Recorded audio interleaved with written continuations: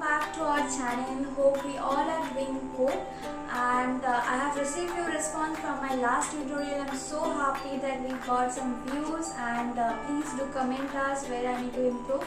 So in last tutorial that we learned about the how to create an Excel workbook, how to save, and what are the sales, rows, columns, and the basic features actually.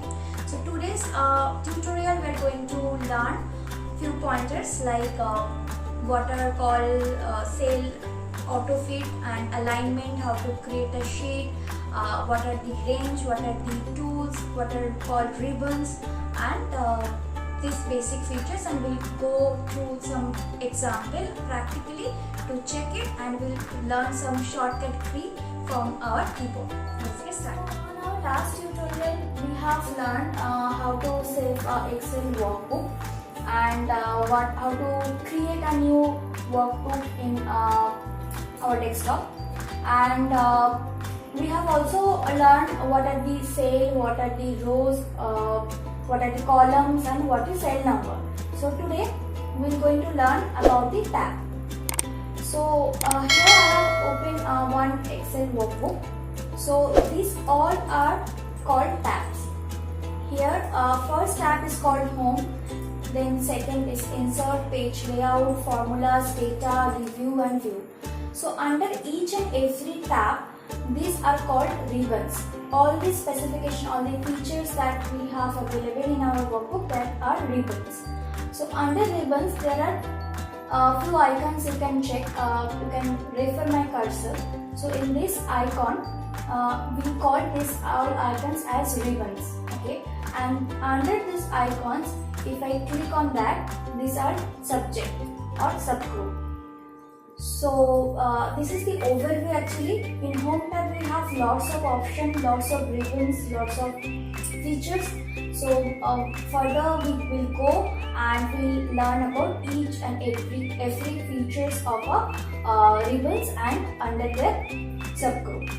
So first here we discussed about the tab, ribbons, and their subgroup. Now you can check here. This is sheet 1, this is sheet 2. So sheet is nothing but a collection of cell. So if I want to create different sheet in one workbook, so we can do that. So how to create a sheet? First I just show how to rename a sheet. So here you can check we are in sheet 1. So let's say we want to give a specification of this sheet. So let's do that.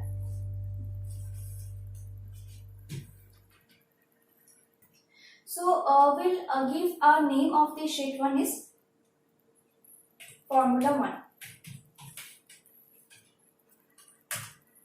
So you can check that this sheet 1 has been renamed as Formula 1. So by this we can create a new sheet as well. So here you can refer the cursor.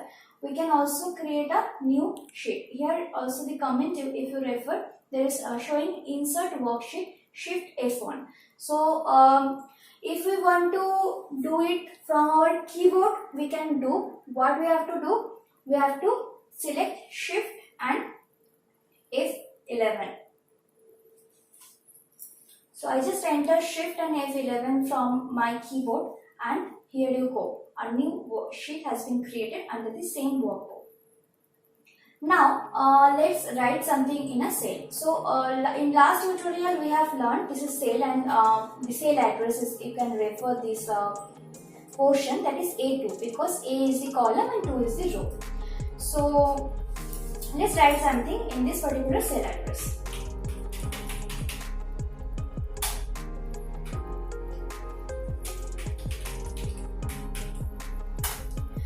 So here I have written my name into the cell number A2, but you can check like whatever I have written into the cell A2, that is overlapping the cell B2.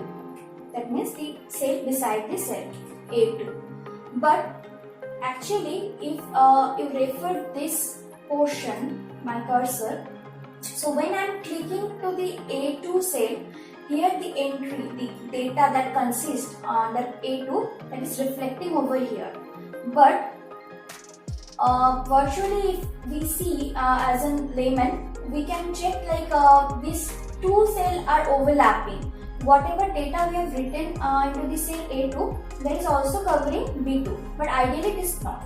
So just check that in B2 cell, if I want to write something like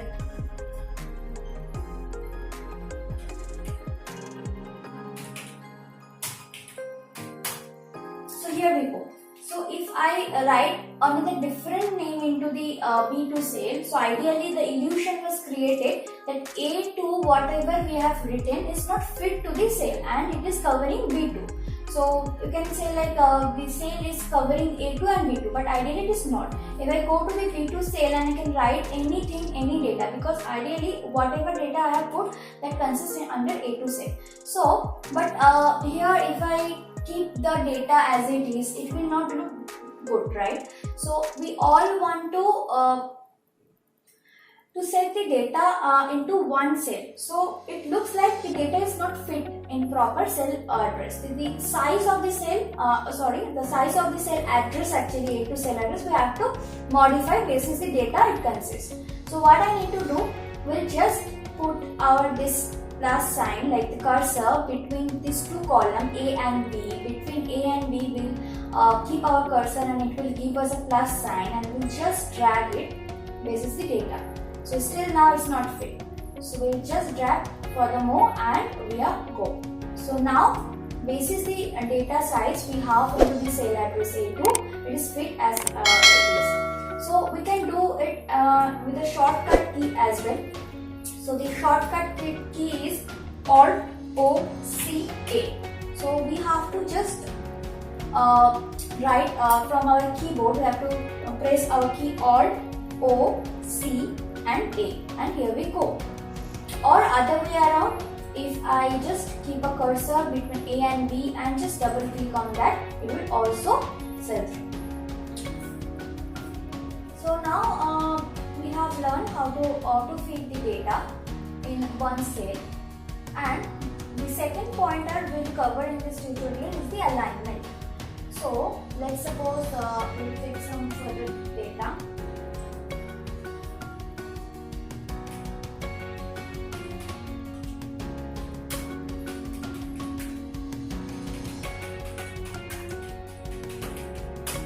So here are a few names we have taken.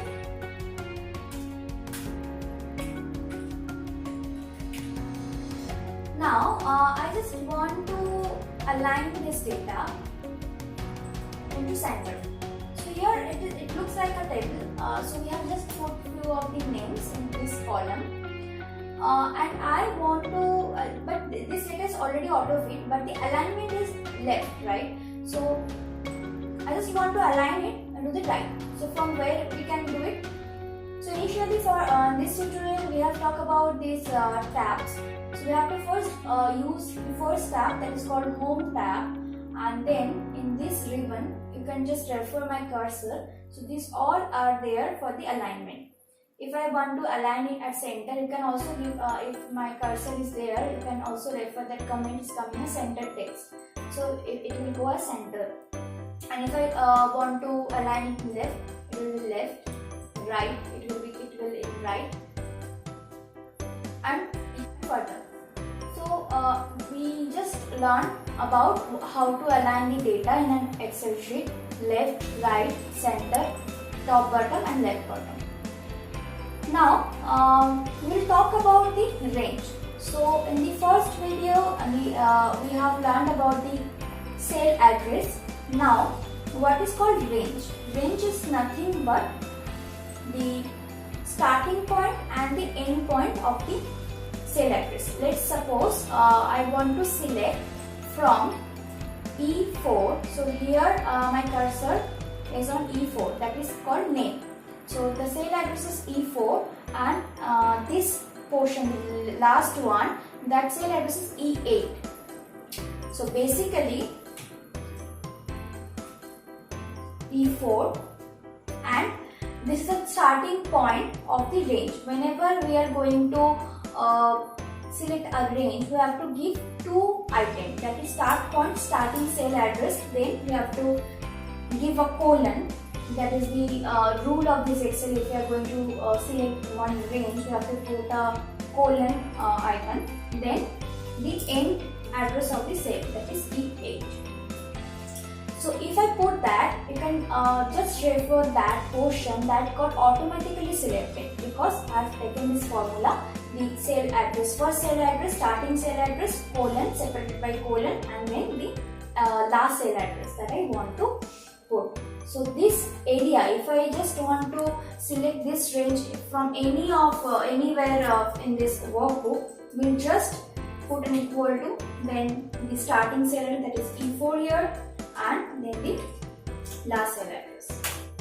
So here we go. Because here just we have select our range, not the formula. That is why it's coming hash value. We'll further do that. What is the error and how to get it rectified and all. So guys, today we are going to end this tutorial. Hope we enjoy a lot in this video. We got some valuable information. We learned about the basic features like range, ribbons and tabs, and I hope you will all practice at your home with this information. And in our last video we have some comments from many of the people, so I really like the excitement that people have. So please do comment us and subscribe our channel. Please share our channel as much as possible. Thank you guys. Bye.